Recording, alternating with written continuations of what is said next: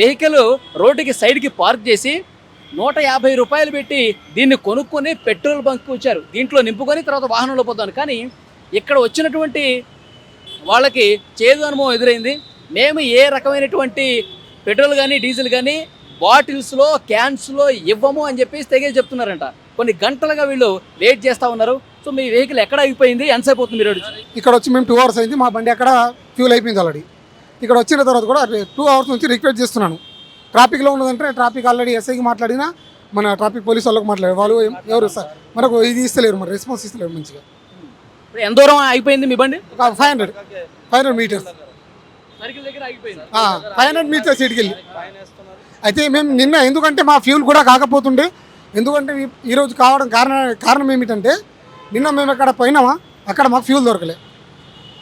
అందువలన మేము ఇక్కడ రిటర్న్గా ఎక్కడ ముందుకెళ్ళి చేసుకుందామని ఈ 2 బంకులు మాకు యాప్లో చూపించారు. యాప్లో చూపించిన తర్వాత ఇక్కడ దాకా వస్తుందేమో అని మా ఆశ ఉండేకు. అది ఇక్కడ దాకా రాలే. 500 మీటర్స్లో లో అయింది ఫ్యూల్. అది అంతే.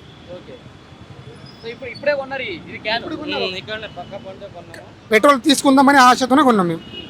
ఇప్పుడు ఫైనల్గా ఏంటి, పోస్తా అన్నారా లేదా? పోస్తలేరు. దానికి పరిష్కారం ఏంటి మీరు చెప్పండి.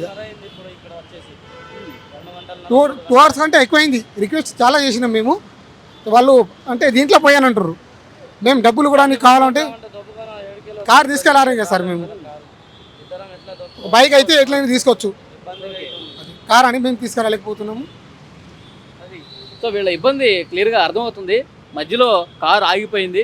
ఆ కార్ని ఇక్కడి వరకు మేము ఎట్లా తీసుకురాము, వాళ్ళ కారులో అయితేనే పోస్తామని చెప్పేసి అంటూ ఉన్నారంట. సరే క్యాన్ కొనుక్కొని క్యాన్లో పోసుకొని అట్లా తీసుకెళ్దామన్న ఉద్దేశంతో వీళ్ళు పెట్రోల్ బంక్ వస్తే అసలు దీంట్లో పొయ్యనుగాక పోయాం మేము, మీరు కారు తీసుకురండి, కారు తీసుకొస్తేనే పోస్తామని చెప్పేసి వీళ్ళు చెప్తున్నారు.